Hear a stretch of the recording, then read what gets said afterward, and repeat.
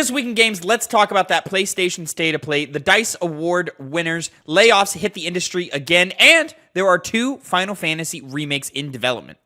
This is the 2 Penny Gamescast.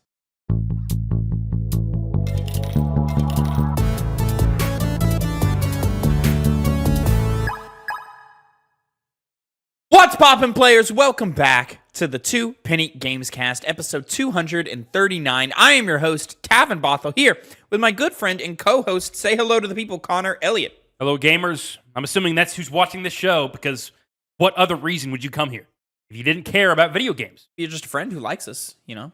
Sometimes that's true. You know, yeah. I got approached by a coworker within like the last 2 weeks, and he was like, "Hey, man, just found out you have a YouTube channel. Went and checked you out. You guys know what you're talking about." I was like, "Oh, thanks, bro." He's like, "I hit that subscribe." I was like, "Oh, thanks, man." He's probably never going to watch another one of these ever again. But I appreciated the support. Shout out you, Adrian from work. You know? What a schmuck you are. Just hook, line, and sinker. Yo, we got you. Whoa, we got you. We got your subscribe button. You don't need to watch anything else. He can take it away. He can take it away. No, he won't. He won't do that. We've also, already got the subscribers him. are the thing that matters right now. It's like watch time that matters. So like we need people to watch.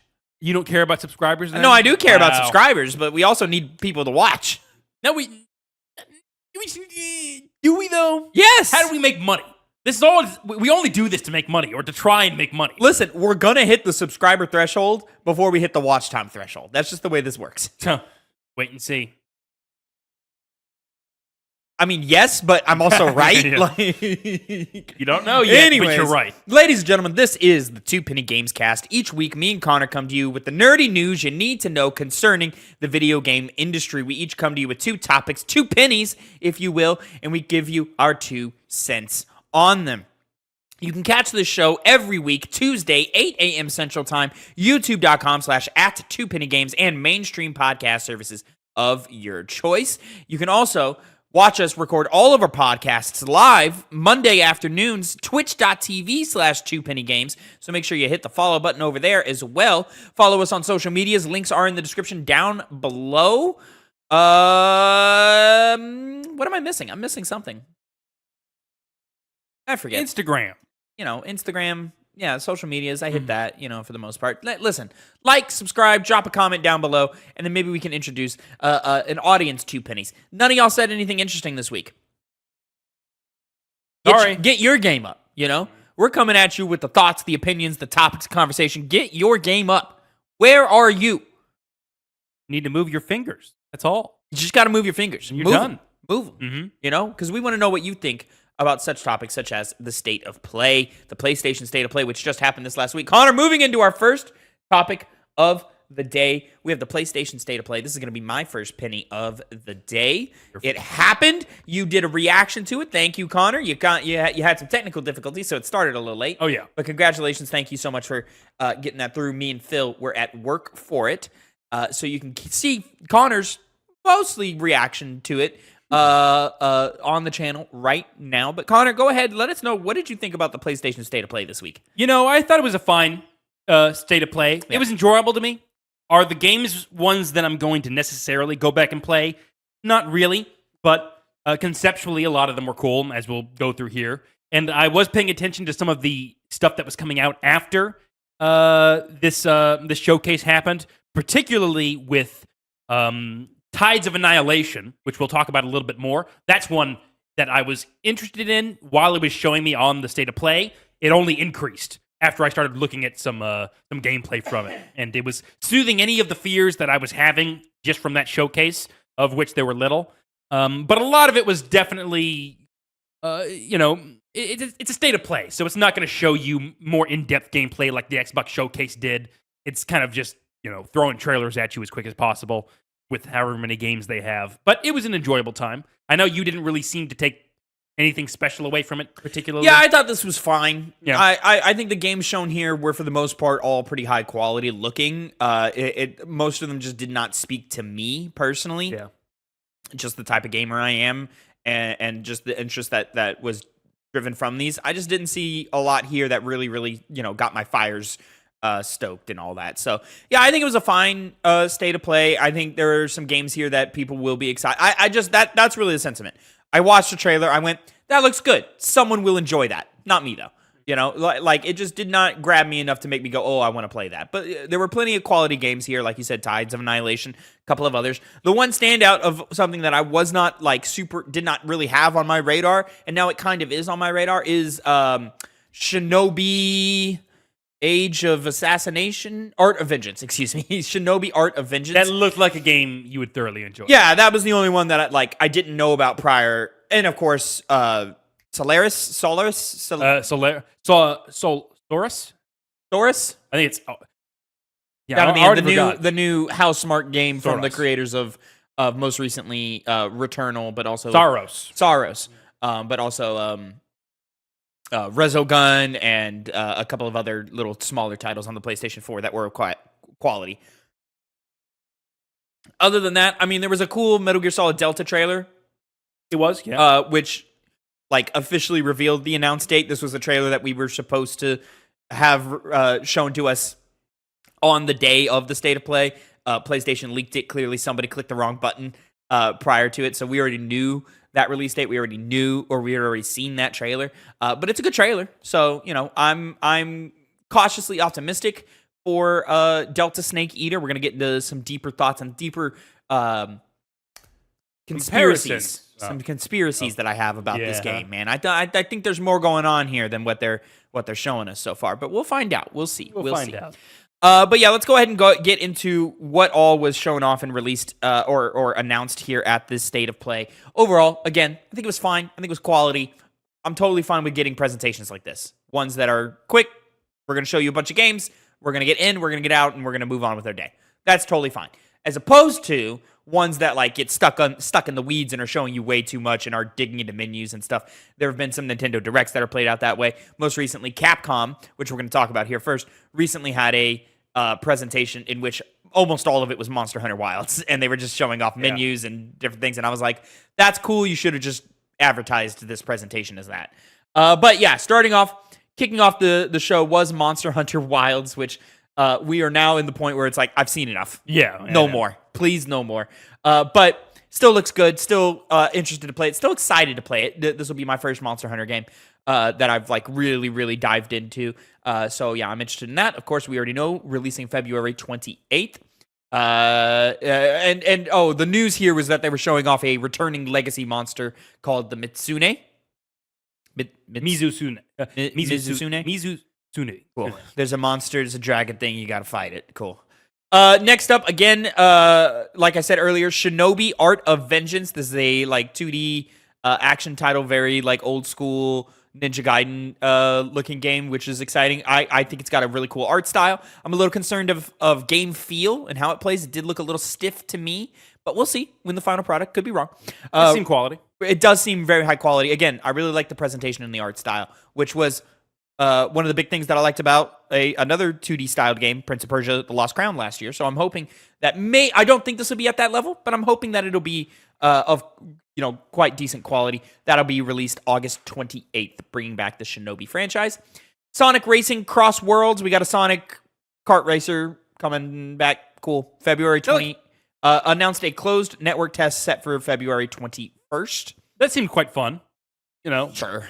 It looked like a Sonic racing game to me. Maybe we've the seen best before. It could be. Who knows?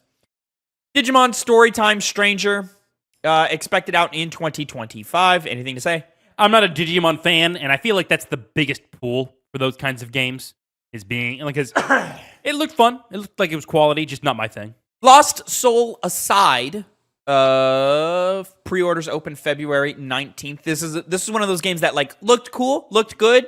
I don't think I'm going to give it the time because it also shows me, it presents to me as one of those games that looks very good, but when you actually get your hands on sticks, maybe won't be as won't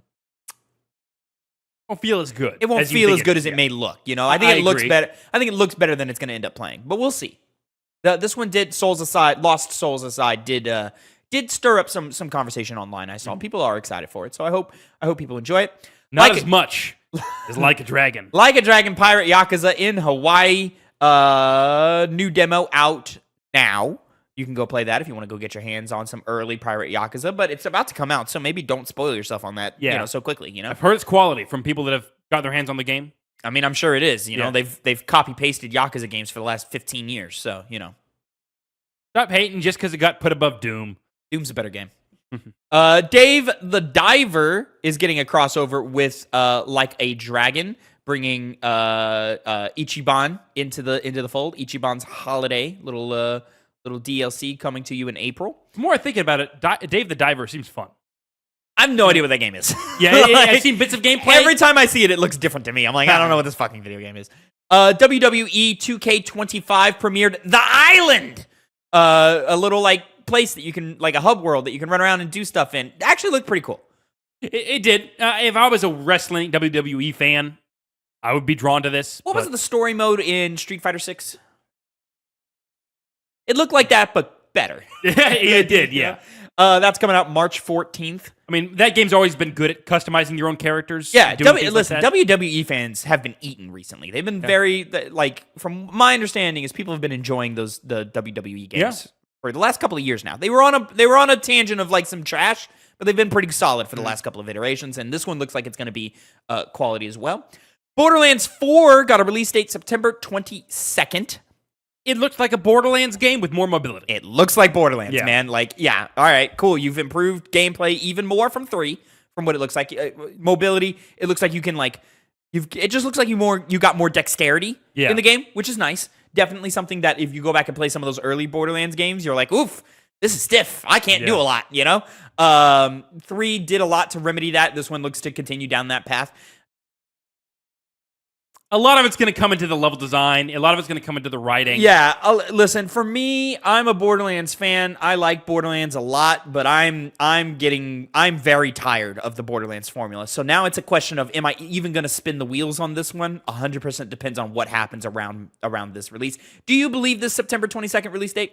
Yeah, I think this game has been in the oven long enough to justify that.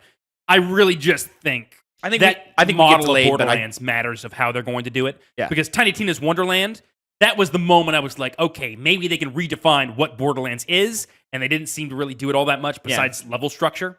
So I'm like, well, even that wasn't great. No, that wasn't. Yeah, it was neat ideas, cool ideas. Yeah, good switcher up. I think it just showed that you can do more in the builds. Mm-hmm.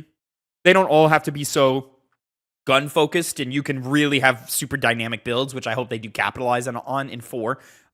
You know, in Tiny Tina's, there's builds that you can have where like you're not even really shooting guns. You know, like I mean, you have a gun, but like, and you're shooting it, but like that's not what's doing your damage. You know, I played a mage, which was all based around spells, and like so like. My entire build was based off of reloading my gun. So I found a gun with 1 bullet in it, and I would just use that gun the whole time because it was just constant reloads, 1 shot, reload, and that would get my spells to recharge faster. I think there was a damage buff that I hit that like every amount of reloads would give you a point, whatever percentage damage buff, you know, this type of stuff. So yeah, so like I think a lot of stuff like that they can continue to play with. We'll see. Yeah, I'm not excited for this really at all. And so, you know, we'll find out. I think this one is going to be the one where even the fan base goes, yeah, I think we're done. That being said, they do seem excited for it, but I will see if their expectations hold up. Split Fiction, upcoming co-op game. Split Fiction got a new story trailer during the State of Play, showing more about the adventures players will enter. It's worth noting we're pulling the polygon, everything shown off at the State of Play here. This seems like it's good for those people that want to know more about the game, but I feel like they kind of just showed us everything we need to know about it. This also, it's worth this dropped with a bunch of previews. A bunch of previews hit the internet. Everybody seems very, very positive about this. This does seem to like to be a sizable step up from It Takes Two, which was a beloved title in the industry, obviously winning Game of the Year at the Game Awards that year. You and I, not so hot on it, but still enjoyed it for what it is. I recently replayed the first level with my girlfriend. Very mid. Man, that game is mid, super mid. So I'm hoping that this one is going to step it up and have some better writing, have some more clever level design, and I think they will. I think this game is. I think this game. This is a studio that's been shooting above their weight class for a long time, and I'm starting to wonder if Split Fiction is maybe more. Let me rephrase that. I think they finally leveled up to a level of where like they're not shooting up so much. You know, like I think they're still shooting up, but they're closer to the target. Maybe the PS5 will help them along. Who knows? Directive 8020 is a Dark Pictures game. Got a little story trailer here. Released October 2nd. Perfect date for this. This game looks good. It does. Kind of like a Thing type stuff going on with body horror and having your teammates possibly be turned into infected monsters that then chase you down afterwards. Maybe. That's what I kind of got from it. There's some of it, yeah. I think it's a good trailer. Looks good. I'm interested in playing it. Supermassive games outside of the big ones being Until Dawn and The Quarry can be kind of hit or miss with these dark picture anthology games. This one looks like it's going to be really good. Yeah. But again, there's been other ones that look good and it turned out they weren't that great. Yep. You know, so it's just an unfortunate thing where it depends so much on the writing and the performance of the game. A lot of these games come out kind of glitchy and like the performance they don't perform well. So that really depends. But I think they've got one here. I think because they're getting a big marketing push for this one, it says, "Hey, pay attention to this one. We want you to jump in on this one." I'll think about it. I might. It look like fun. Five Nights at Freddy's: Secret of the Mimic, released on June 13th. Hey, at least they're doing because the last time a game like that came out, it was very much like still cartoony and not really intimidating. This one, at least, they're trying to go for a more creepy vibe to it. So I can respect that. What? The Midnight Walk, PlayStation VR 2 on May 8th. Also PlayStation 5. You can play this on PlayStation 5. This game looks great. Doesn't look like it's going to play great, but it looks great. I think it has the potential to play great. I mean, the art style is carrying it a lot. Yeah. But, you know, I mean, we've seen this game multiple times. Every time I've walked away with, wow, looks fantastic. Mm-hmm. Rest of it, we'll see. We will see. Darwin's Paradox. This one was fun to me. It did. Help Darwin, the octopus, escape a food factory and get back to the ocean in Darwin's Paradox. I need to see what this game actually looks weird. like. It's like a platformer, but you're underwater for a lot of it. Yeah, so it and seems you're playing like this like little squid guy, sort of. It almost like if you took Octodad and like kind of made like a inside out of it, you know? Yeah. So you got kind of some humor going on. You got some fun art styles. But, there's still some, like, dark and twisted stuff going on. I'm kind of hoping some of the kill animations when you screw up and die, I'm kind of hoping they get kind of violent. I don't think they are. I don't think they are, but it'd be cool. More kiddie. I think so, too. Mm-hmm. But there's hints of it, the way they light the scenes and the way some of these animations play out. Some of it looks like it could get there. The more I look at it, this game looks cool. We don't have a date for this? No. Coming 2025. Wish list now. Konami's doing stuff still now. I mean, published by Konami. Warriors Abyss dropped on PlayStation 4 and PlayStation 5 now. I gotta top see. Down. Loud noises. Shut up. It's like a top-down game. Oh, okay, sort of Diablo-like. Yeah, it didn't look that interesting to me, especially because it's in the Warriors franchise. A lot of color going on here. A lot of colors, sure. It just, fighting a massive amount of enemies in the Warriors franchise is very fun. This seems to just kind of be... Is this a roguelike? It might be. The way he died looked like how you die in Hades. He came back to life. Is this a roguelike? Wait a minute, is this game cool? Is that all it took for you? I might check it out. I might go see what people are saying. I'll be honest, ladies and gentlemen. At some point in this, listen, I got off of work. I loaded up the state of play. I was really tired. I fell asleep during part of this. Mm-hmm. Onimusha 2: Samurai's Destiny. It looks cool. It does. I mean, that's the remake of the. You're right. You're right. May 23rd, Onimusha 2: Samurai's Destiny returns with a higher resolution. Okay, cool. After seeing that, I and the one we're about to talk about here, I want to play the Onimusha franchise because I've heard they're not great, but a lot of promise. And then, of course, this new one, Onimusha Wave the Sword, 2026, bringing the franchise back, has a lot of excitement behind it. This is one of those that, like, I think the fan base always wanted it to be better than it really was. Sort of like some like early. Don't get offended here. Offended. Some like early Devil May Cry. I knew you were going to say stuff. That. You know what I'm saying? But maybe even like step down from that. Even. What's a better example? That made sense. I knew you were going for that one. There's better examples of what I'm saying, but you get what I'm saying. I like the humor this game injects into it. Wave the Sword. Yeah, because it's obviously very dark, but it seems like it'll have the main character will bring a lot of charm into it. It's based off of a real character in Japanese history named Miyamoto Musashi, great swordsman. But the model is based off of Toshiro Mifune, who's an amazing Japanese actor from mainly Kurosawa films. So he's passed away for now, but they're going off of his likeness. And, I think this game looks very quality. And like you said before, comparing it to the remake of the old game that we saw right before this trailer premiered, it seems like a step up in the idealized version of what Onimusha is going to, supposed to play like. We'll see. Yeah? I'm kind of getting some Rise of the Ronin vibes here. You were the one who said how good it looked from the outset. And I was wrong. And then you were wrong. So and I was wrong. Take my opinion for once. I could be wrong. All right? It's fine. Metal Gear Solid Delta Snake Eater. This is the trailer that got leaked by PlayStation last week. And now we have it officially. August 28th is the day it's coming out. Didn't it? It was the trailer, yeah. Yeah, for a second, I thought it was just the release date, but... Yeah, so we're seeing some more here. The big thing to note about this trailer is at the end they... I want to say tease, but like full out confirm that Snake versus Monkeys mode is coming back, which is a mode in the original game, maybe just the subsistence version of the game, which I don't believe has made it back in the remasters of the game. I don't believe it's available in the Blue Point versions of the game, but I could be wrong on that. Where you play as Snake and you're in the jungles and you're hunting down ape escape monkeys and you're kind of capturing them. It's a fun little gimmicky mode or whatever. So they're bringing that back. It's worth noting that the different platforms that you're on, you do hunt down different things. I saw for the Xbox trailer that they hinted at Bomberman being what you're hunting down. Oh, that's cool. That's cute. That's fun. I like that. PlayStation, maybe, play with the other guys a little bit better because who cares about fucking ape escape? But yeah. I continue to be cautiously optimistic about this. I do think that this is going to be a fun game to play. Will it surpass the original? I don't know. It's hard to say. It's really hard to say. I think those updated controls are going to help out a lot. It's really a matter of, did you update the AI enough to really counterbalance those controls? Because if the game is too easy, then who cares? Yeah. So we're going to see about all of that. But here's my thing about it, Connor.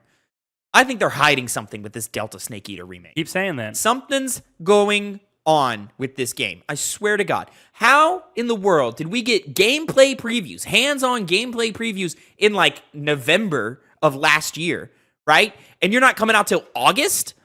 It's because there's something going on under the hood here. Now, stick with me, Connor. Infamously, all right? We'll start with this. Stick with me here. So this game has been said they are staying as true to form with this remake as the original game. What is the word I'm looking for?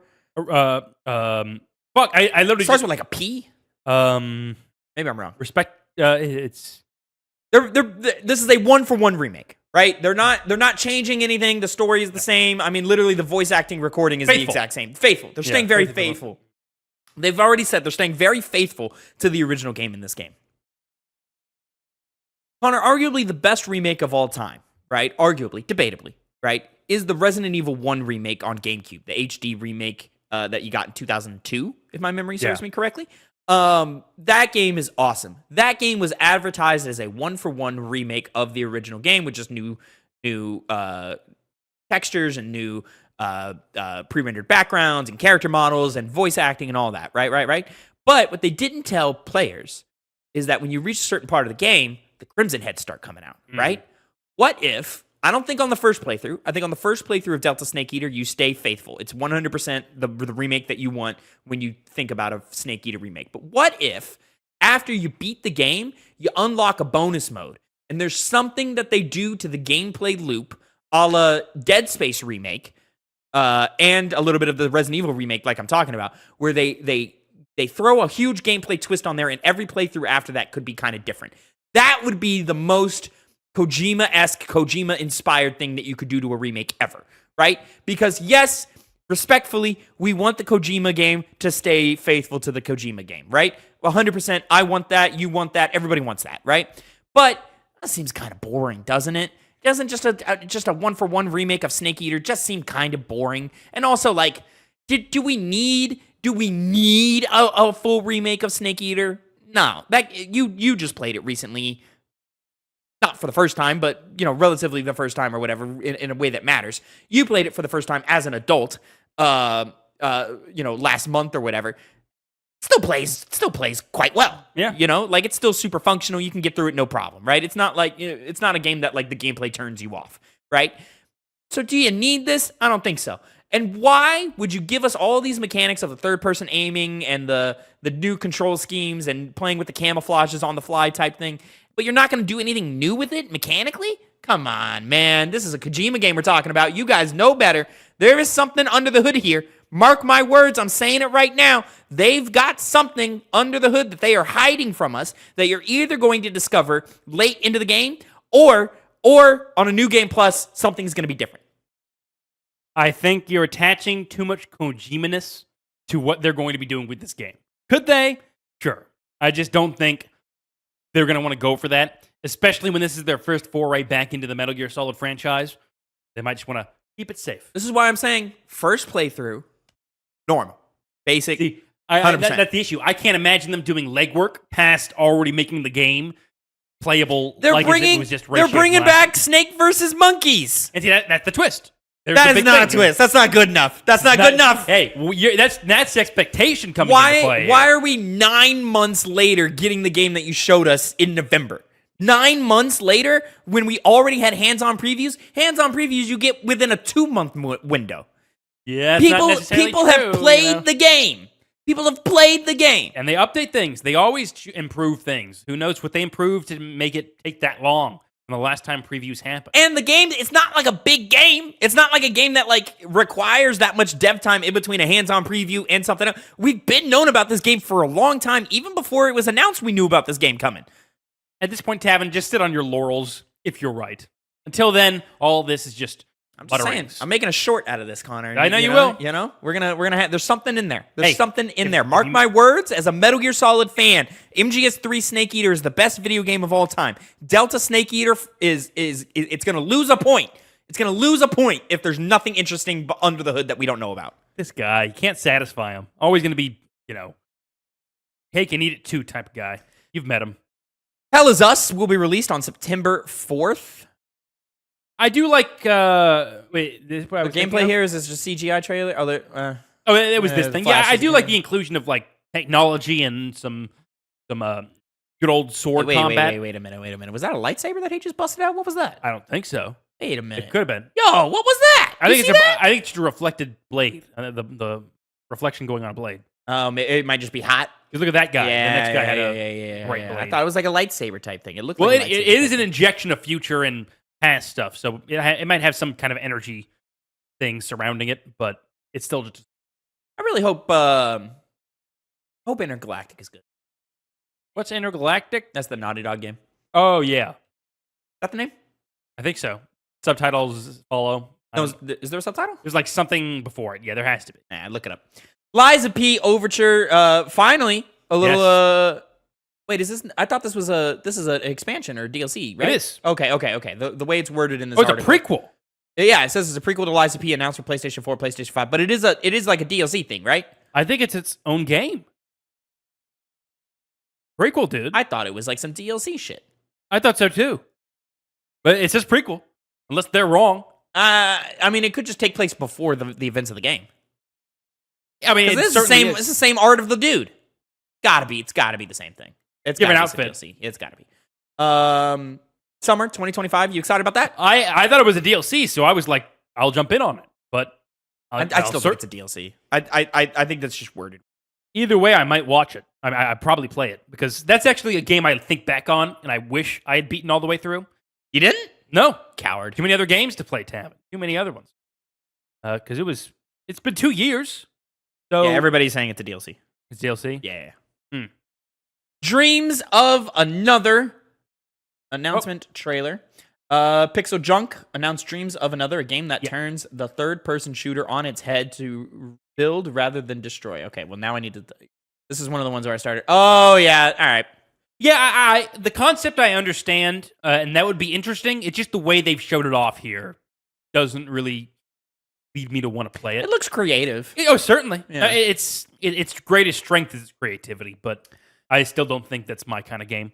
Days Gone Remastered coming to PlayStation 5 on April 25th. By the way, Intergalactic, the Heretic Prophet. That's what it is. Stellar Blade and Goddess of Victory. Whoa. Nikki DLC? What? Nike? Tavin. Yeah. Did you just pass over the remastered of Days Gone? I did. We've been waiting for a remaster for Days Gone for years now.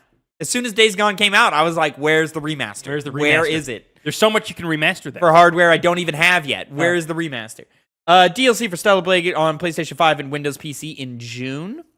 Cool for fans who like it. You played it. You were a fan. It wasn't the worst game I played that year. Blueprints. I don't remember this. A genre-bending, atmospheric architectural adventure where you explore an ever-changing manor of 45 shifting rooms, announced with a debut trailer. Sounds like some puzzle stuff. What was that game? That game where you would take pictures and then walk inside the pictures? You played it. The Witness? No, I didn't. No. No, okay. Or what was that other game where like you could like walk up close to an item and then like pick it up and it would be one size and you put it down and then you'd walk away but still pick it up and it would be bigger? Oh shit. You know what I'm talking about? Yeah. That puzzle game? That's what this kind of gives me vibes of. So like this could be cool. I think it's probably going to be kind of like, I think it's going to fall into those like, oh, neat gimmick, but it's just okay. Abiotic Factor. Abiotic Factor. Early access PC will be released on consoles this summer. Tides of Annihilation announcement trailer. Based in fucking London, yeah. Fucking London, mate. This was the game. All right, a lot of big stuff going on. Big game. The really interesting thing about this one is rather than traditional, you have your main weapon and strike with it, you summon Arthurian legends to kind of act as if you've known about JoJo's Bizarre Adventure stands, basically ghost beings that you use as your main form of attack. And like I said, when the trailer was first being shown, it definitely is flashy, which catches your eye. But my worry was how in-depth the gameplay is going to be. It reminds me of it's going to be similar to things like Devil May Cry. And in fact, it kind of cemented I'm getting some Bayonetta vibes out of here, so same idea. One thing I think is the key to an amazing combat system in a game is diverse weapons, diverse armaments. So, for example, Bloodborne, it has the very well-designed trick weapons that have their own secondary form, and there's a variety of them. They always do cool shit. Devil May Cry, it's very well known for each game having its own set of weaponry that are fun to collect and find out about. You would agree that God of War Ragnarok, the inclusion of things like the spear and the narrative inclusion of things like the Blades of Chaos really hit well. Oh yeah, this is super God of War or early God of War, Bayonetta, DMC. Yeah. Yeah, there's those legends they're summoning, and you collect them as you go through the game, and it just seems like a very fun way to create diverse combat. What is this thing about having...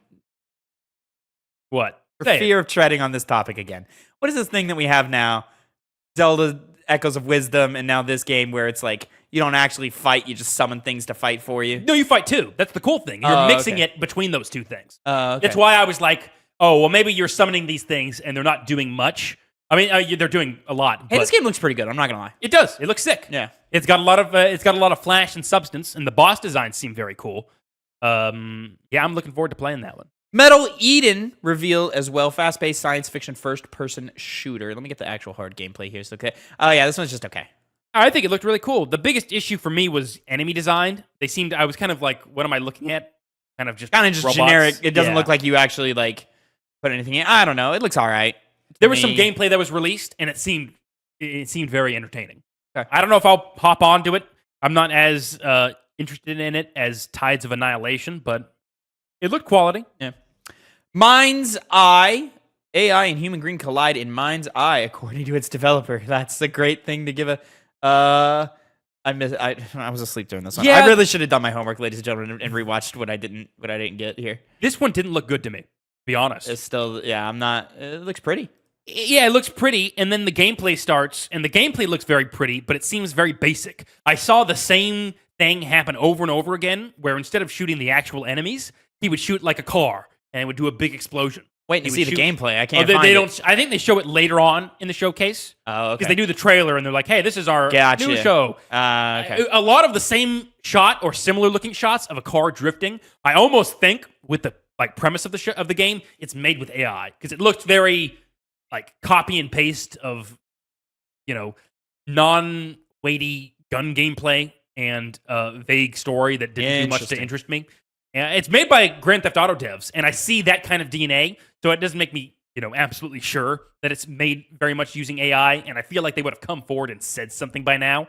But it just doesn't look like it's it looks like it has an interesting presentation, but nothing really there to latch onto narrative-wise. It seems pretty stale, but I might be wrong. It's a very show nothing in terms of gameplay kind of trailer, so not much to go off of. We'll see. We got some time before we actually dive deep into that. But speaking of time before we dive deep into it, finally announced to end off the showcase, the only PlayStation Studios game announced or shown at this showcase. But that's okay because I'm very excited about it. Saros from Housemarque, the Returnal devs, previously Returnal, one of my favorite games of whatever year that came out. And I think it was 21. Yeah, I think it was. I don't think it was my game of the year, but it was in my top 3 for sure. And that was a fantastic game, and we're looking to get like some more Returnal goodness here with that, more of a spiritual successor here, not a direct sequel or anything like that. Starring one Rahul Kohli, shout out Rahul Kohli. I like his work in things such as Midnight Mass. He was in that. I didn't see it. I've seen him a lot on the gaming sphere because obviously he's very much entrenched in that. Yeah, but I've never actually seen him act.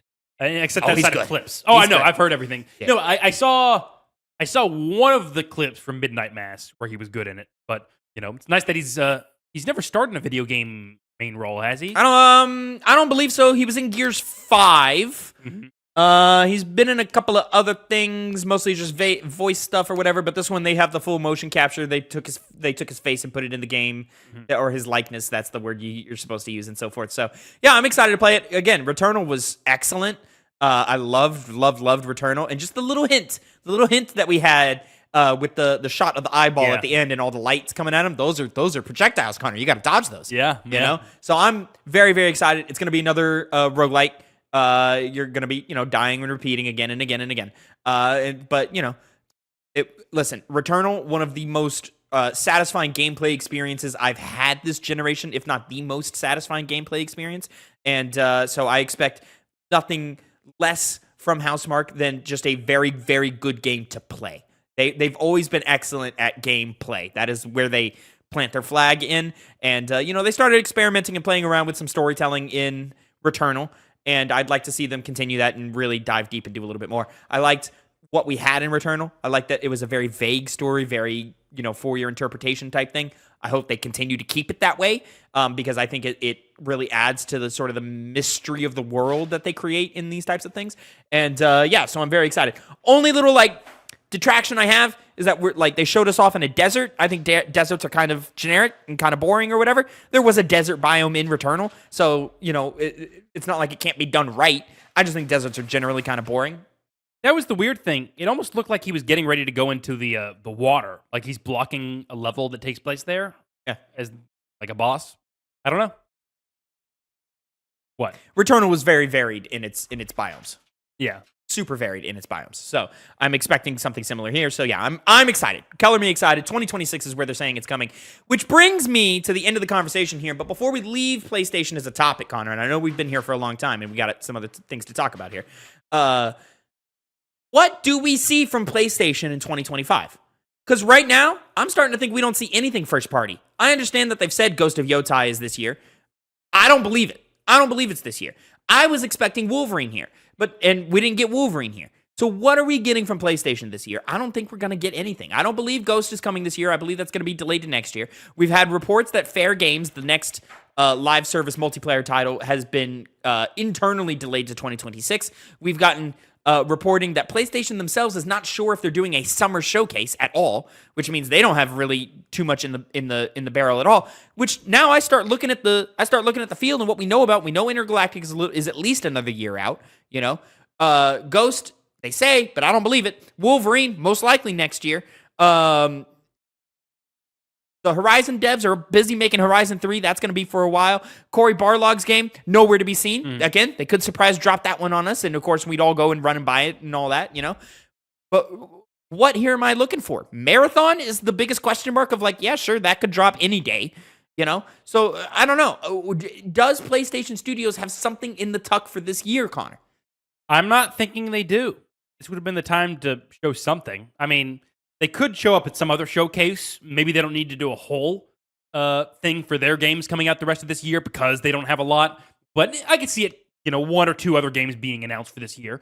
But I do think it's going to be mainly the year of Nintendo and Microsoft. Microsoft seems to have the more interesting games, even from this showcase, and being way more curated with what they did about a month ago.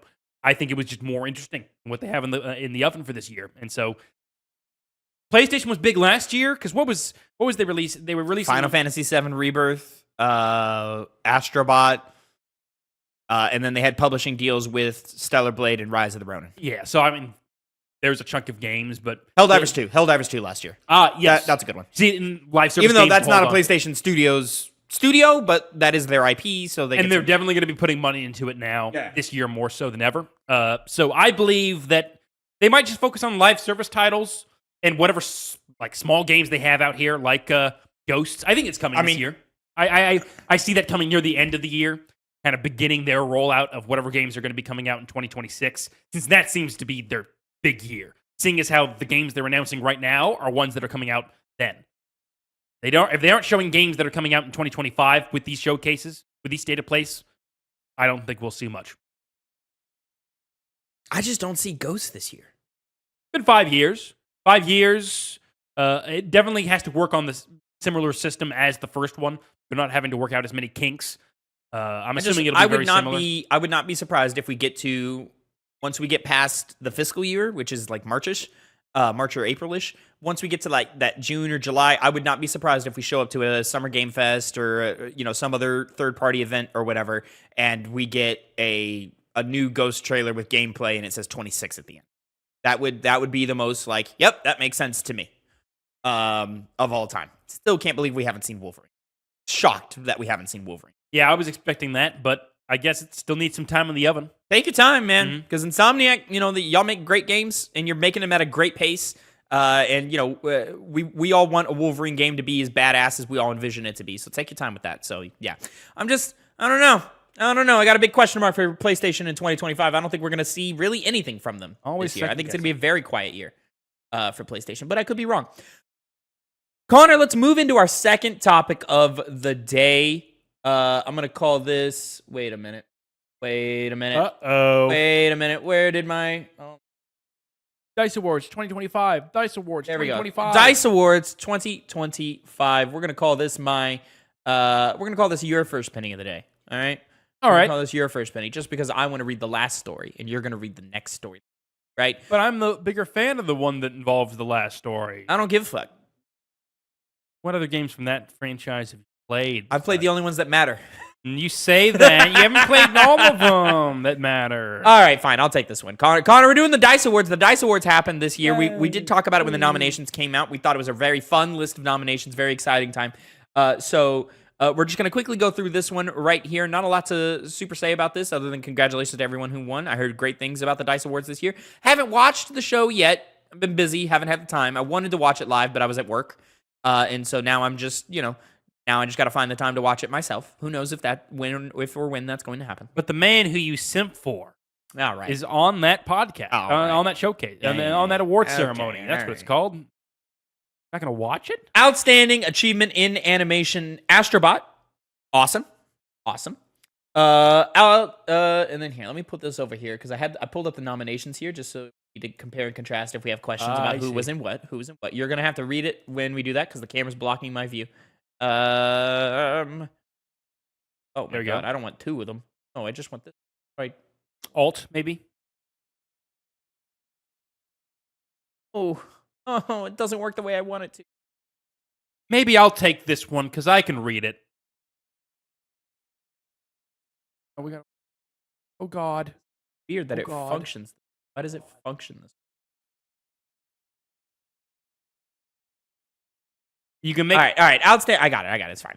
This works. This works fine. Outstanding achievement in animation, Astrobot. Outstanding achievement in art direction, Black Myth Wukong. That's a boring choice.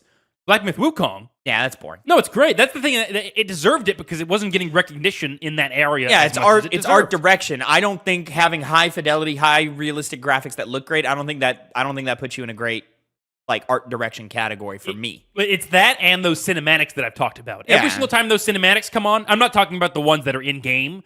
The ones that are the pre-rendered stuff. Yeah, yes, those are amazing, and they always played around with it as well. So for that reason alone, I'm happy it got it. Outstanding achievement in character, Indiana Jones in the Great Circle for Dr. Henry Indiana Jones. Shout out Troy Baker. Outstanding achievement in original music composition, Helldivers 2. Hey, that's that tone. We all know it. Drop in. Bam, bam. Would have really liked to have seen an Astrobot win here, but I'll accept the Helldivers 2.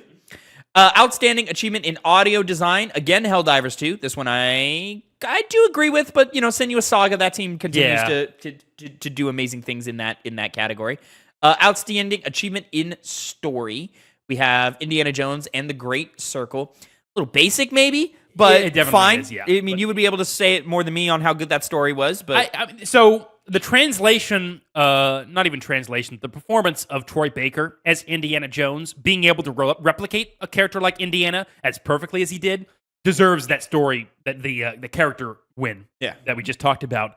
But as far as the narrative, it very much is like it follows along the path of an Indiana Jones story. Very similar to particularly Raiders of the Lost Ark and I'm blanking on the fucking third one. Temple of Doom. No, I'm sorry. Yeah. Last Crusade. Last Crusade. Yeah. So the best one. Everyone kind of agrees with that, but a lot of Raiders fans out there. There are, but I still think everybody kind of falls on the Last Crusade more. Last Crusade is just a way better written, better told story. But and that's the thing. It replicates an Indiana Jones story, but not in a way where it blows your socks off. Probably could have been better rewarded elsewhere. Outstanding achievement in outstanding technical achievement, rather. Astrobot. Not mad at it. Probably should have gone to maybe like a Batman Arkham Shadow, a game that actually, debatably broke actual ground in technical achieving VR, things. Yeah. Astrobot was great. I'm always willing to toot the horn for Astrobot or whatever. We've kind of seen that formula before, so what was technically groundbreaking about that? I don't know. Honestly, Warhammer is as good as it looks, and not having as much space to take up. Maybe the little tiny Astrobots all working together and stuff, and being able to kind of control them a little bit. I mean, that was cool. That was cool stuff. So you could kind of talk me into it, but Yeah. Action game of the year, Helldivers 2. Shout out. Honestly, that was the one that I wanted to win, but I didn't think was actually going to win. So I'm glad it got the win. So am I. It deserved it. Adventure game of the year, Indiana Jones and the Great Circle. Sure. No, because the adventure aspects are better in Prince of Persia. But no. Fair enough. Yeah. No. It's more interesting. It certainly is. But in terms of adventure mechanics, Indiana Jones, the movies has laid the blueprint for what what adventures should be, right? So exactly. But we are talking about a new game, so it didn't set anything. It's just doing what Indiana Jones already did. But that's not giving it enough credit. Family game of the year, Astrobot. Astrobot really won big, huh? Yeah. What else was going to win on this list? Nah, you're right. Nothing. Nothing. I don't know. Little Kitty Big City, maybe. Plucky Squire, maybe. Again, the DICE Awards are decided by actual developers. Excuse me. The DICE Awards are decided by actual developers. So there have been in the past, and there have been even in this list of things where we go, oh, clearly that one. And then that's not what happens, because the developers see games differently than us, inherently, because they are behind the scenes, looking at it and so forth. Fighting game of the year, is that where I'm at? It's Tekken 8. It's Tekken 8. That was one of those ones where you're like, all right, cool. Racing game of the year, F1 24, which I believe actually wasn't received well, right? Or am I wrong? I could be wrong. Beats the hell out of me. Role-playing game of the year, we have Metaphor Refantasio. Congratulations, Metaphor. At least they got something here. Yeah. Wow, that's the only one they won. That's crazy. Sports game of the year, MLB The Show 24. Congratulations, MLB The Show. That's always consistently a great game from what I hear. Strategy/sim game of the year, we got Balatro. Go there. Well deserved. Online game of the year, Helldivers 2. No surprise there. It made the biggest waves. What else are you gonna give it to? I missed one here. Oh no, they're just switched on the two different things. Okay. Oh no, God, fuck. Where is online game of the year in this list? Here it is. It's way down. Diablo 4 probably could have made it. Marvel Rivals was nominated. Surprised that kind of didn't, off of some recency bias stuff. I mean, I'm glad it's Helldivers 2 because that was the best online experience I had this last year. It was. Marvel Rivals was able to change up that Overwatch formula, but it did feel like an Overwatch game made better. Listen, it's an Overwatch clone. Helldivers 2, not even better, I would argue. I would say Marvel Rivals is worse than Overwatch. I would not say that Like at this point. I like Marvel Rivals better, but I think that's because of the cheat code of like the Marvel characters and the fun that it is to play Marvel characters, and the fact that like Overwatch went the wrong way. They had a winning formula, and then they diverted. I still just think the third-person gameplay of it allows you to do way more than Overwatch does. I also appreciate third person, and just the number of characters is crazy and so forth. But I think it kind of dilutes the game a little bit. Like, to a degree, it's just not as well balanced. I still contest Overwatch is a better pound for pound crafted video game than Marvel Rivals is.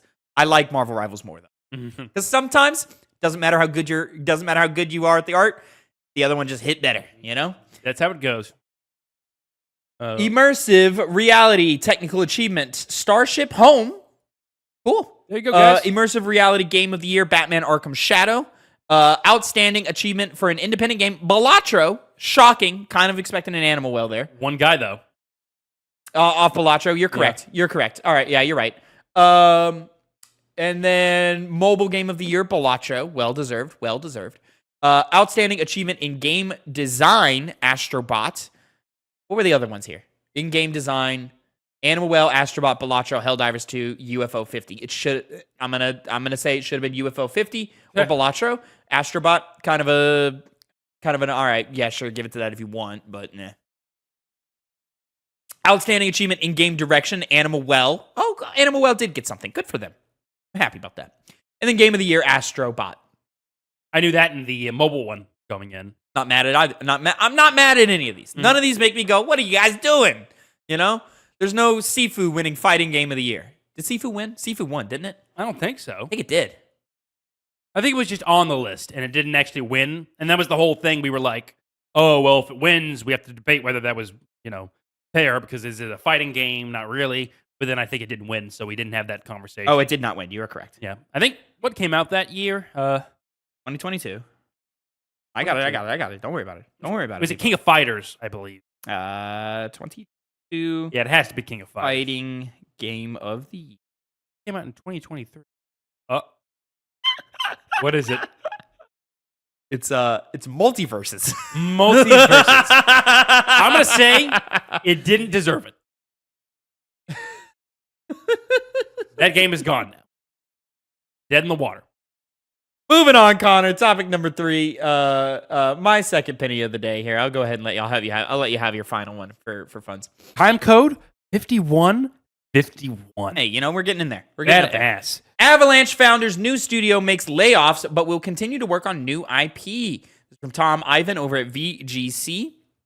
The NetEase-backed studios formed by ex-Avalanche Studios founder Christopher Sundberg has announced that it's making a round of layoffs. In a message posted on its website, Sweden-based Liquid Swords said it was making the cuts following a review of its finances and in the face of, quote, the present challenges of the video game industry. Excuse me. It said, quote, the deeply regrettable changes are, quote, intended to ensure the studio's long-term sustainability. Liquid Swords was established in 2022 by Sundberg, who was previously the founder, owner, and creative director at Avalanche, which is best known as the developer of the Just Cause franchise. When the indie studio was announced in 2022, it said it was planning to grow to a 100-strong team in 2023. Its website has also described its debut project as a, quote, connected single-player action RPG, and a hard-boiled take on the open-world crime genre. Sundberg said in today's statement that the company remains committed to its vision despite the planned restructuring. Quote, I promised our employees and shareholders success and to build a studio redefining game development with a small, expert-driven team and a sustainable work model, he wrote. Quote, while we achieved much of this, shifting market conditions prevented us from succeeding within our time frame. As a result, we must part ways with talented individuals who have been instrumental in our journey. This is incredibly difficult, but we remain committed to our vision and will continue to work on our IP and first game with a dedicated team. Liquid Swords development team includes staff whose credit include the Just Cause, Battlefield, Grand Theft Auto, Minecraft, and Payday franchises. Tough. Yeah, this is unfortunate. They did nothing.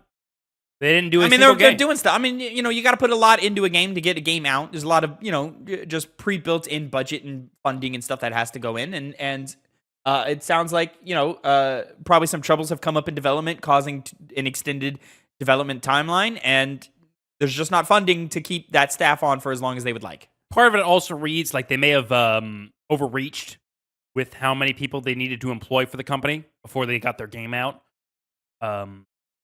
Yeah, I think even in 2020, writing's on the wall that you should play your cards kind of safe, but maybe at the same time it's not. There was a big gaming boom in 2020, and it because of the pandemic, and then it shortened up the next year, which has caused us to see massive layoffs over the last couple of years and so forth. So maybe you're right, and maybe they just read the tea leaves wrong. I would have starting a new anything. I would always be cautious. That's me. So maybe they made a mistake on that end. I don't know. I wasn't following Liquid Swords development closely enough to be able to tell you. Well, again, they hadn't released anything, so they hadn't been able to get their name on the map. And that's that's another thing. You shouldn't be taking 5 years to put out a game for a new studio. I understand the era that we're in, but also if you're looking to be only 100 devs or maybe even less than 100 devs, like you probably don't want your timeline to be 5 years. You'd probably like it to be 2 to 3 years. Exactly. And even in that, I mean, game dev is hard. Things happen. How long have we been waiting on Hollow Knight Silksong? You know what I'm saying? Like, and that's a smaller team, trying to make a smaller thing. And it's just taking a long time. Game dev is hard. I'm not going to judge them for coming up with problems that they didn't expect. And then there's unfortunate consequences, or rather unfortunate results of that. I'm not going to blame the usual suspects of corporate greed and things like that this time around. I think it's just the reality of game dev, and it sucks, especially in today's climate where, I mean, you throw a rock and find a developer who says there's no funding going around. Yeah. The big publishers are not trying to fund anything. So what's funny is we're still seeing, even with the PlayStation State of Play, we're seeing a lot of games come out that I'm like, that'll enjoy somebody. I'm curious if we're going to keep seeing games of that level. Yeah. How are we going to see a number of years of games like where it's just big guys and that's it? Or it's either really big guys or really small guys. That middle ground, I think, is going to erode even more than it's already eroded. We've started rebuilding it, and I think it's about to fall away again. Something's going to fall. Something is going to collapse. But that's just the reality of things. Speaking of reality, and I had almost forgotten, unfortunately, somebody passed away in the gaming industry. I can't. We were supposed to say it at the top of the show. Totally forgot. Oh, no. Never too late. Never too late. Hey, salute. Victor Antonov. He was famous for being the art director of both Half-Life 2 and Dishonored. One of the key things of those games is their art direction. They all look amazing, from the concept art to the actual cities you inhabit. He was in charge of doing City of Dunwall for Dishonored. He designed it. He also designed, what was it called? City 17. That's what it was, from Half-Life 2, with the iconic opening level of Half-Life 2. And unfortunately, it seems like he passed away from cancer. He was only 52, so younger than most people would. Yeah, you would expect to pass. Unfortunate. That, like I said, that's the reality of life. Hey, salute. Anytime. Yeah. Salute. Dishonored, one of my favorite video games of all time. I've played Half-Life 2. I really like Half-Life 2. And so, for him to be a part of those games, I mean, you don't have to talk about, when you talk about impact and legacy, Half-Life, there's nothing to be said there, right? Physics system alone of how they use that, but insane. So to be a part of that, crazy big thing, and then to continue to put out really, really, really strong games after that, and be a part of some really strong games, hella talented, big time salute, rest in peace. Connor, let's go ahead and move on to our final topic of the day. Your second penny of the day. Go ahead and take it away, my friend. Yeah, it's my second penny, but you took my actual penny earlier by reading the story, and now it's kind of defeated the entire purpose of our show. Well, what story would I be reading if someone had done their fucking work this week? I'm saying the story before this was my penny. Read the goddamn story. This is my second penny, and it's really the only first penny that you wanted both? You wanted both? You wanted both reading stories? Well, that's the thing we do, with the penny stuff. Well, I might as well have the work be done by the other person rather than the other person that's not penny it is. Read the goddamn story. I'm going to read it, but I'm just talking about this so we can air out our problems and our differences. That's as far as I can extend that. Video Game Chronicle. Jordan Midler. 2 big Final Fantasy remakes are reportedly still in active development. According to noted industry Nate the Hate, we've been seeing his name a lot now, who has a record of revealing information about video games ahead of their official reveal. Bro, this guy's not going to say anything for the next 2 years. He's blowing his whole load in the last 2 months. Hey, when you find out the dirt, you got to share it. You don't, though. You do. It's your job. It's his job as a leaker. What they do. Both titles, which have been rumored for several years and are still on the way. Replying to a user on X who asked about the status of both games, Nate the Hate said, quote, both remain in active development. Final Fantasy IX Remake isn't expected to see release in 2025. Maybe we will see it in launch 2026. Final Fantasy IX was originally released in 2000 for PlayStation. It was directed by Hiroyuki Ito, who later directed Final Fantasy XII, an underrated Final Fantasy game for all who haven't played it. The game was re-released in 2010 as a PS1 classic for PS3 and PSP, with Vita support arriving in 2012. In 2016, the game was released for mobile and PC. It then came to PS4 in 2017 and to Xbox One and Nintendo Switch in 2019. Final Fantasy Tactics, the other game Nate the Hate mentioned, was initially released in 1997 for the PlayStation. The game was developed by Yasumi Matsuro, who would go on to develop Final Fantasy 12? Yeah, 12. Okay. A lot of 12 guys worked on those early games. In 2021, a Final Fantasy IX Remake was one of the many unannounced titles listed in GeoForce Now database leak. These included several Square Enix games that would later be officially confirmed, such as the PC version of Final Fantasy VII Remake, a Chrono Cross remaster, and Kingdom Hearts 4. So, 9 makes sense to remake. You know, it's always been debated between that one and 6, which was going to get the treatment. I'm guessing 9 already kind of having an established art style going off of the original game. In 3D. Yes. Of course, concept art and other models of 6 characters have come out in recent years, most notably Terra, who's the flagship character of that title, but definitely not as iconic as the characters in 9. You know, so it makes sense they'd want to go with that, especially because it's as beloved as it is, and it's kind of underrated, whereas the 6 has already got its due praise as being one of the best Final Fantasy games and being one of the best JRPGs. I'm kind of surprised it's not 10.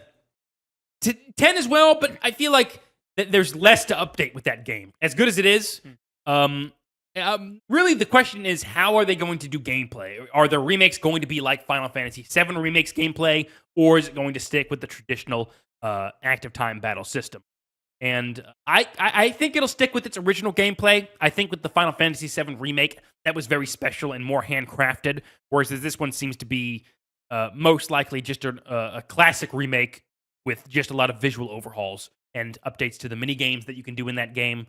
Final Fantasy Tactics, I believe, is going to be I'm pretty confident it's going to be the same case because it's a tactics RPG. Besides visual upgrades, you're not really going to do much besides also UI overhauls. Yeah. And possibly voice acting in the game. So, you know, animations as well. Yeah, yes. Lots to do. Yeah. Yeah. Well, that brings my question of... First of all, I'm surprised that we're even talking about this before we're even done with the Final Fantasy VII Remake trilogy, which has me thinking, that we're not getting a Final Fantasy 17 for a long time. 17? Yeah. Oh, I see. Yeah. I believe that. Yeah. I think it's going to be quite a while before we see a 17 in this. I think this also tells us that despite Rebirth debatably or reportedly not meeting Square Enix expectations, I think Remake was successful enough to where they were like, oh no, let's do more of these. This also tells me that these are going to be much smaller, much less ambitious titles than what we see in the 7 Remake trilogy. Of course, I think these are going to be like one games. I don't think spoilers for the Remake trilogy. Yes, there are spoilers for the Remake trilogy. I think they're going to be much less ambitious with the narrative than what they are currently doing in 7 Remake. And you're going to get a much more traditional remake of this. If you're right, and we are just getting an ATB styled gameplay system, I don't think these projects are as big as maybe hardcore fans would like them to be, right? I think hardcore fans would want them to be more like that. We're talking hardcore fans. Yeah. Rather than just be a new combat system, even if it is amazing. Now, I disagree with you. Not so much with tactics, of course, but with 9 Remake, I would expect them to have an action focus on it. I think they're just going to ape a lot of what 7 Remake does. And just kind of do as much copying pasting as they can. Of course, you've got different characters who are built differently and have different animations and hitboxes and all of these things. So, of course, a lot of work is going to have to be done for that. Someone just knocked on the door. Our door? Yeah. Okay. Let me go Find out.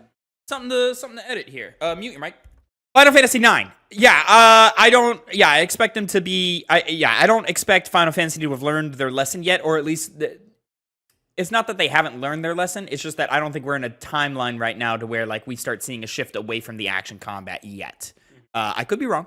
Could be totally wrong. Listen, I could 100% just see, hey, this is a, remade game from the ground up. We're still doing ATB stuff, but we're doing it on a much smaller scale. But that still includes so many new systems that you have to create from the ground up. I mean, like character models, action, animations, UI, the different combat moves, things that you want to cut from the original game, things you want to add to this new game. Like, there's so much there. You're making a new game. Like, it's not going to be like a simple, like, oh, we've done this before type remake, because 9 is still so old that, like, you just got to throw it all away and come back fresh. I do think, though, with the... Throw it all away is a little hyperbolic, but you get what I mean. I just think that it'd be smart for them to test the waters to see how that combat system will do for them, because they've clearly moved away from that in their most recent games, but we still see a lot of success elsewhere with the interest in Clair Obscura, more past, proven records in Atlas games, particularly most recently. Metaphor, of course, Persona's always been good as well in that area. Sea of Stars, to a degree as well. Clair Obscura still has to prove itself. But it seems like it's going to. It looks like it's going to, but it has to. Even so, there's at least interest for that kind of gameplay. It's not dead, as they kind of seemed to think it was when they tried to transition to something new all the way back in Final Fantasy XII. So I think this might be a smarter idea to keep it lower to the ground, not so ambitious, and just test out and see if the old way you made games is still viable. Because I think it is, and I think that would be a good way to find out. Yeah, I would like Final Fantasy to return to turn-based combat. Yeah, in whatever way possible. Now, again, we started this off Final Fantasy 17, probably a long way away. Yeah. Like, from the looks of it, no time soon. Like, don't even start the countdown. Probably not even this decade, I would assume at this point. Which is kind of crazy to only get one mainline Final Fantasy title in the decade. That's kind of crazy. Yeah. But I just don't see a Final Fantasy 17 happening before 2030. I don't either. With 7 Remake Part 3, and these 2 titles, which I do believe will launch. I think all 3 of these titles launch at least by 28. Mm-hmm. And then from there, I just don't see 17 happening until then. So if this is like a way to sort of gauge what direction we're going to go to in 17, because it definitely seems like 16, 1, did not meet sales expectations. And 2, yes, critical acclaim is there, but I think from the fan base, Final Fantasy fans were disappointed. Oh, they were. Yeah. A lot of them were. Again, not from like a story perspective or animation or even world building or anything like that. All of that stuff worked. All the art worked. All of that worked. It was a gameplay perspective that a lot of fans found very, very lacking. Me, myself, who's not a Final Fantasy fan, found that gameplay to be incredibly shallow, and I would just have liked something deeper. If you're going to go the action route, actually be deep with your action. Don't just be a poor man's DMC with extra flash, But could be wrong. You never know. I hope you're wrong. Why? You want a 17 that's like 16? I want to be right. And that's it. And that you like 16. Yeah. I mean, sure. 16 is a quality game. I jest a lot about 16. Oh, I recognize its quality and I see it's good. But I genuinely do think that gameplay experience is extremely shallow. It's one-time thing. Yeah. They've tried it and it's good. They kind of already did try it with 15 as well. This seems to be an upgraded version of it, but I think that even more shows that it's time to move on to redo what 7 Remake has done. Yeah. With its amazing combat system. That's my go back thing. To active time battle. Yeah, to the Final Fantasy team. If you're going the action route again, either do what you're doing in the 7 Remake trilogy or don't do it at all. Because I don't want to see anything else in terms of action from you guys other than what you're doing in 7 Remake, because that combat system is so good. And it's so diverse with which character you're playing as to add more flavor to it, and it's a whole entire different cast with 9. So it would make sense, but I don't think they're going to do it. I don't want to play as one character anymore. I think they made that choice kind of with 15 and with 16. You're in the only shoes 15 of... and 16. Yeah, and I don't think it works for the games. I think it creates... less interesting Final Fantasy games. Particularly Because to me, with 15, Final Fantasy yeah. is about the party, and they kind of tread that way with 15, That's the thing. They do, and they kind of don't lean into it as much as they should have. So, Yeah. yeah. And then 16, I mean, it's just Clive and his buddies, Clive and gang. And I think that makes for a less interesting game. Again, compare it directly to 7 Remake, 7 Rebirth, and like we've said it before, each individual character in those games could have an entire game just to themselves. Yeah. That's awesome that it's given. Now, of course, we can't get that every time. But we are going to get it with the inevitable remake of Final Fantasy VII Dirge of Cerberus. It'll come out, and it'll be an amazing action. Yeah, that's not happening. It might. It's not happening. It's not. Eat your words. I would not be surprised if they just let Dirge of Cerberus continue to just be forgotten in the trash. You guys are doing a big mistake. It's an amazing Is it? game. It's the most separated story from the entire franchise. They don't need to address it. But it's my first experience with Final Fantasy, so play it. What a first experience. We are going to play that on the Game Club, by the way. Fuck you. You're going to play that on the Game Club. You especially. Anyways, ladies and gentlemen, wait. no, Best no, viewer- no, stop it. We're not going to give that any light. All right, ladies and gentlemen, this has of course been the Two Penny Games Cast. Remember, you can catch us every Tuesday, 8 a.m. Central Time, youtube.com/@TwoPennyGames, and mainstream podcast services of your choice. Make sure you like, subscribe, drop a comment down below on all your thoughts on all the things that happened the last week. And as always, until next time, have a great time. And Connor, say goodbye to the people. Have a great day and a great week.